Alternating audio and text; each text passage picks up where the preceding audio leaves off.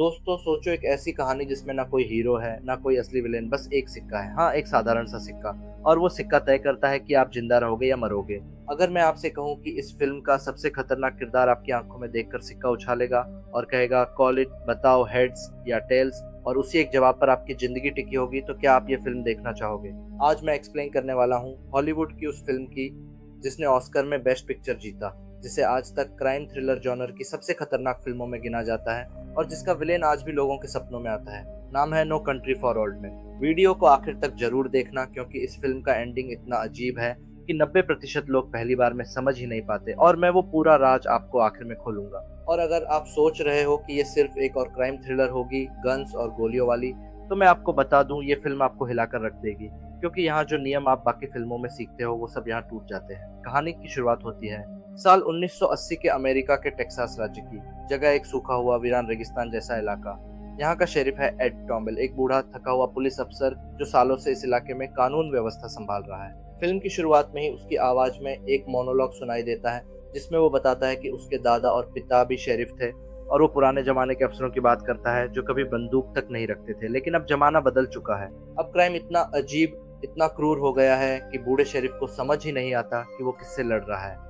यही इस फिल्म की असली थीम है, बदलती हुई दुनिया और उसमें एक बूढ़े आदमी की बेबसी। टाइटल का मतलब भी यही है, no country for old man, यानी ये देश अब बूढ़े लोगों के लिए नहीं रहा। अब आते हैं असली कहानी पर। एक पुलिस अफसर को गिरफ्तार किया जाता है, एक अजीब से आदमी को जिसके हाथ में एक ऑक्सीजन टैंक जैसी चीज है।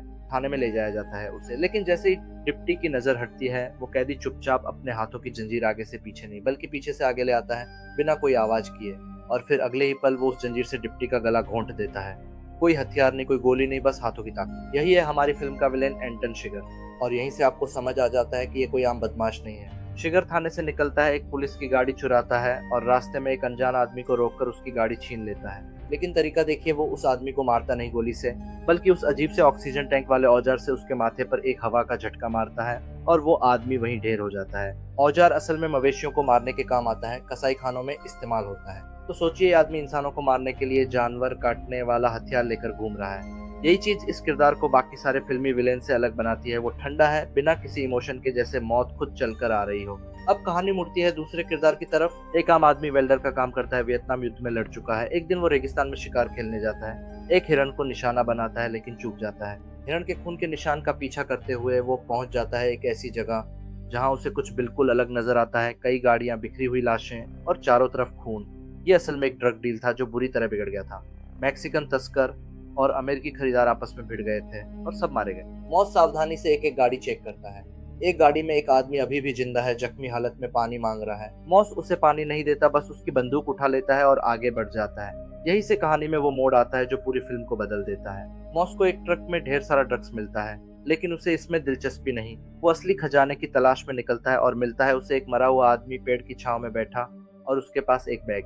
बैग खोलते ही मौस की आंखें फटी रह जाती हैं। पूरे 10 लाख डॉलर बंडलों में बंधे हुए। रात को मौस को गिल्ट होता है। उसे ख्याल आता है उस जख्मी आदमी का जिसने पानी मांगा था। इंसानियत के नाते वो वापस रेगिस्तान जाता है पानी लेकर। लेकिन जब तक वो पहुंचता है वहां पहले से ही और लोग आ चुके होते हैं, वही लोग जो इस पैसे की तलाश में है। मौस को भागना पड़ता है, गोलियां चलती हैं, एक खतरनाक कुत्ता उसका पीछा करता है नदी तक, और किसी तरह मौस बच निकलता है। लेकिन अब उसकी पहचान उजागर हो चुकी है।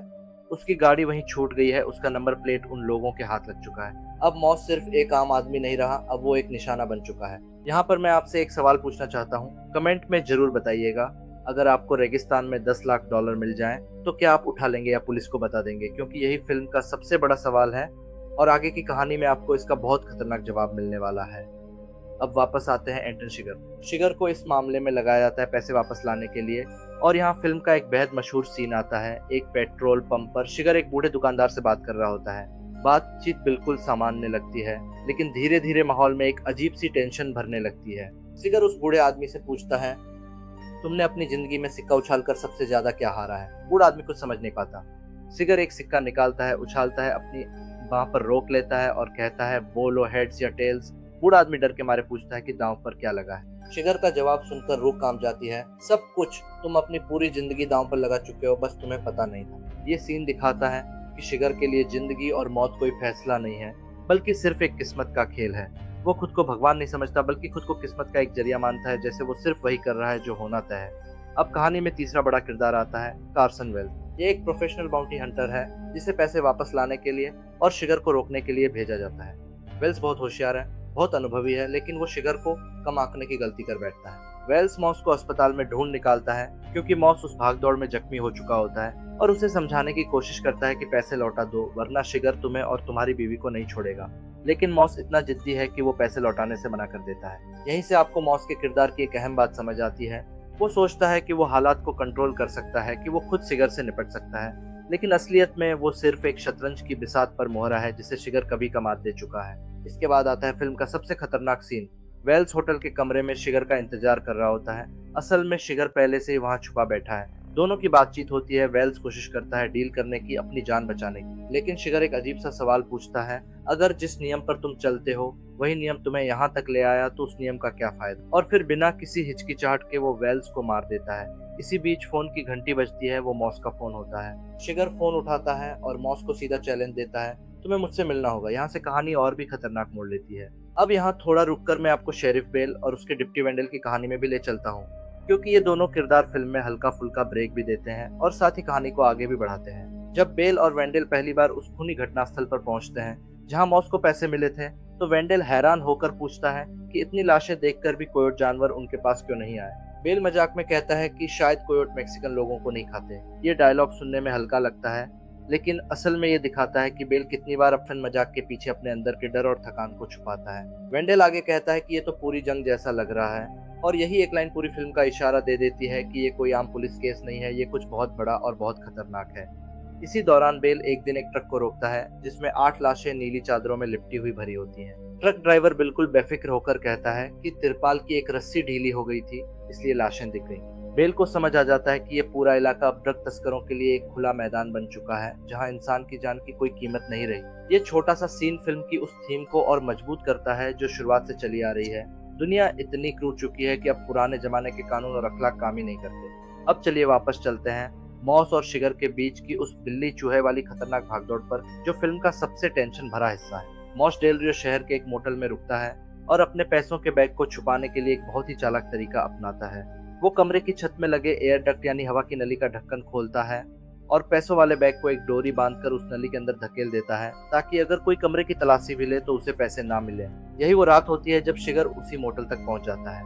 मॉस को शक हो जाता है कि कोई उसका पीछा कर रहा है, तो वो एक दूसरा कमरा भी बुक कर लेता है ताकि शिगर गलत कमरे में जाए। यहाँ फिल्म का एक बेहद डरावना सीक्वेंस शुरू होता है। रात के अंधेरे में मॉस अपने असली कमरे में एक पाइप के टुकड़ों से एक लंबा सा हुक जैसा औजार बनाता है ताकि नली में फंसे बैग को बाहर खींच सके।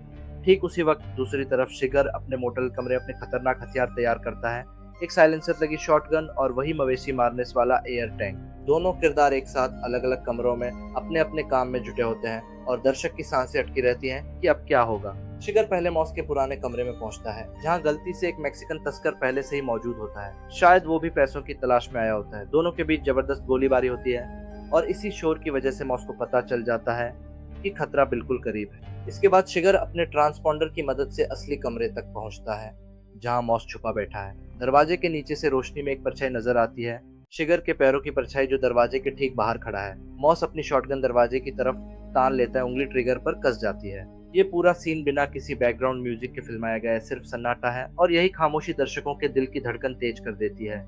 आखिरकार शिगर उस चमड़े के हवा वाले हथियार से ताला उड़ा देता है और दरवाजा अंदर की तरफ धकेला जाता है। मॉस गोली चला देता है। अंधेरे में शॉटगन की आवाज पूरे कमरे को दहला देती है और मॉस मौका पाकर खिड़की से कूदकर भाग निकलता है अपने पैसों का बैग साथ लेकर। यहाँ से शुरू होती है फिल्म की सबसे लंबी और सबसे रोमांचक भागम भाग। मॉस सड़कों पर दौड़ता है, शिगर पीछे पीछे गोलियां चलाता है और आखिरकार मॉस एक राहगीर की गाड़ी को जबरदस्ती रोककर उसमें बैठ जाता है। लेकिन दुर्भाग्य से शिगर की गोलियां उस गाड़ी की विंडशील्ड को छलनी कर देती हैं और गाड़ी चला रहा बेगुनाह ड्राइवर गोली लगने से वहीं मारा जाता है।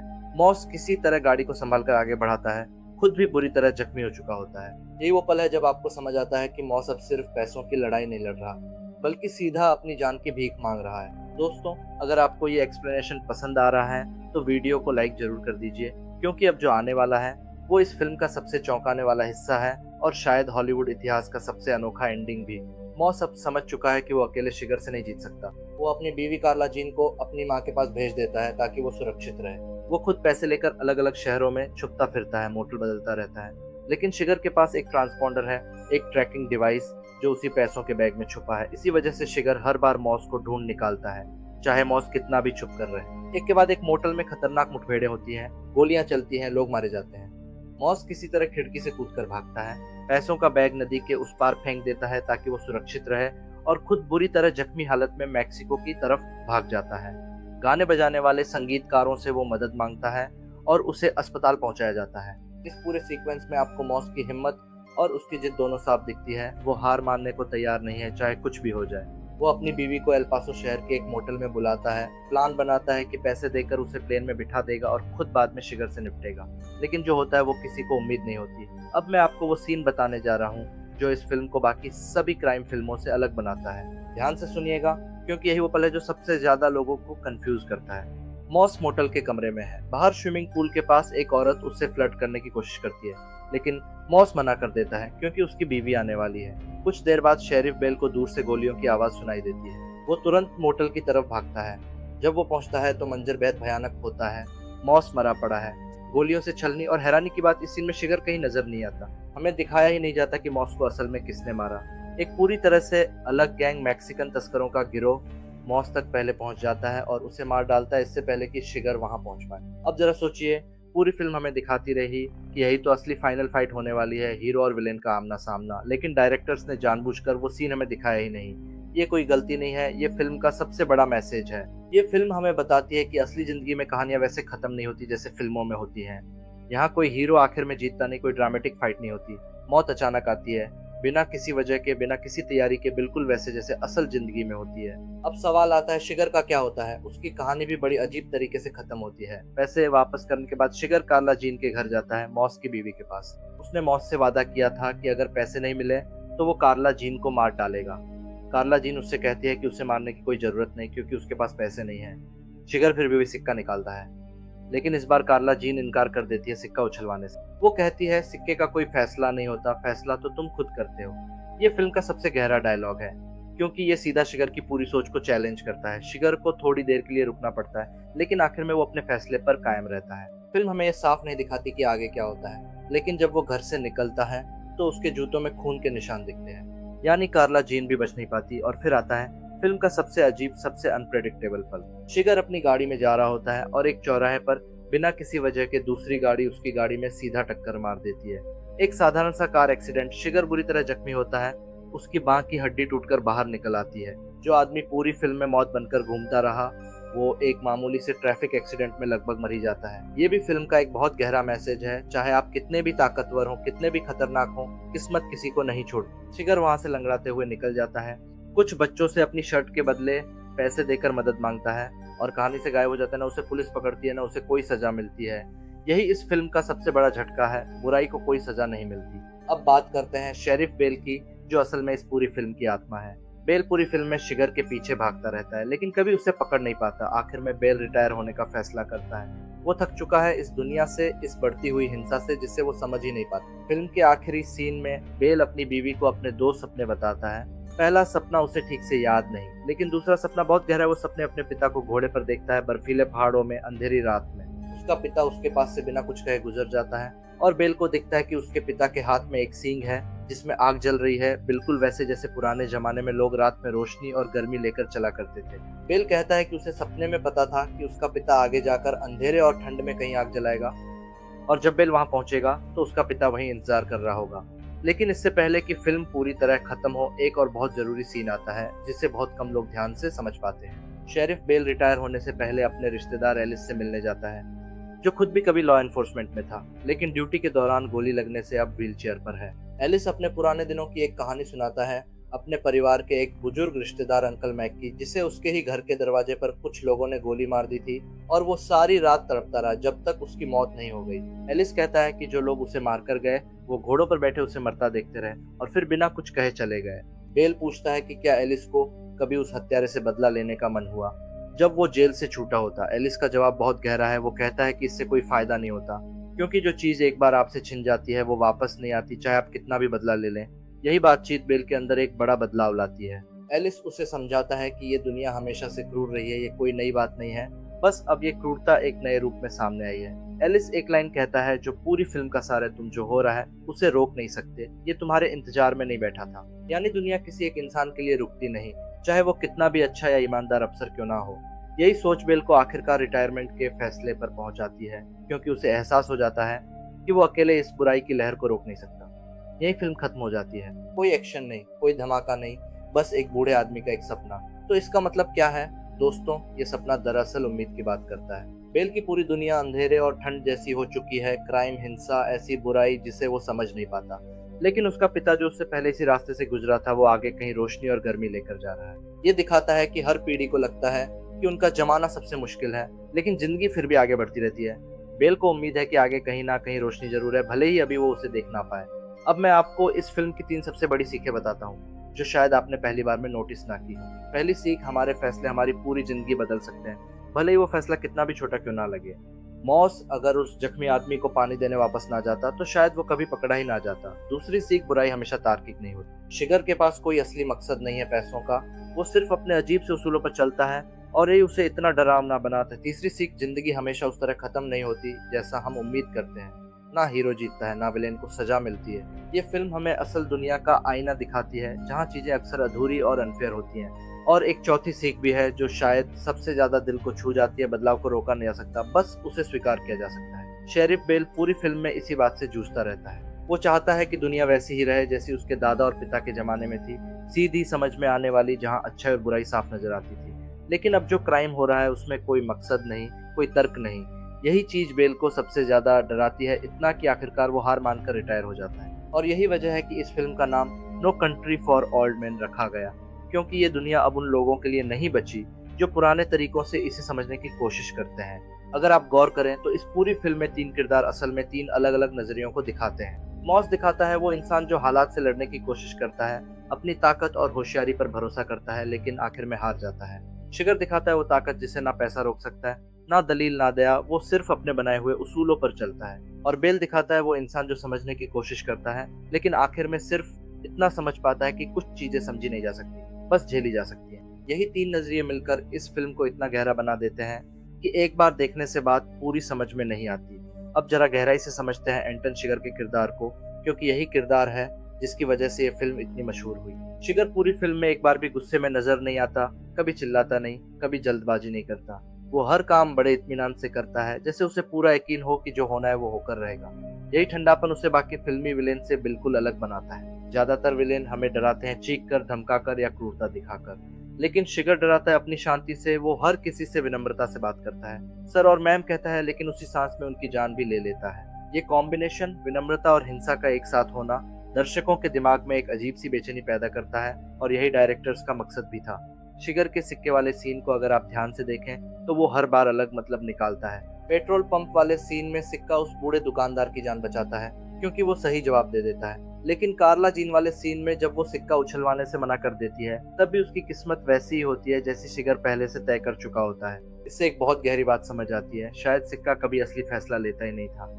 शायद शिगर हमेशा से जो चाहता वही करता, और सिक्का सिर्फ एक दिखावा था, ताकि वो खुद को ये यकीन दिला सके कि वो सिर्फ किस्मत का जरिया है, कातिल नहीं। यही वजह है कि फिल्म देखने के बाद लोग घंटों इस किरदार के बारे में बहस करते हैं। अब बात करते हैं इस फिल्म को क्यों इतना खास माना जाता है और क्यों इसने उस साल का बेस्ट पिक्चर ऑस्कर जीता। पहली वजह है इसकी कहानी कहने का तरीका। ये फिल्म हमें वो नहीं दिखाती जो हम एक क्राइम थ्रिलर से उम्मीद करते हैं। यहाँ हीरो जीतता नहीं, फाइनल फाइट नहीं होती, विलेन को सजा नहीं मिलती।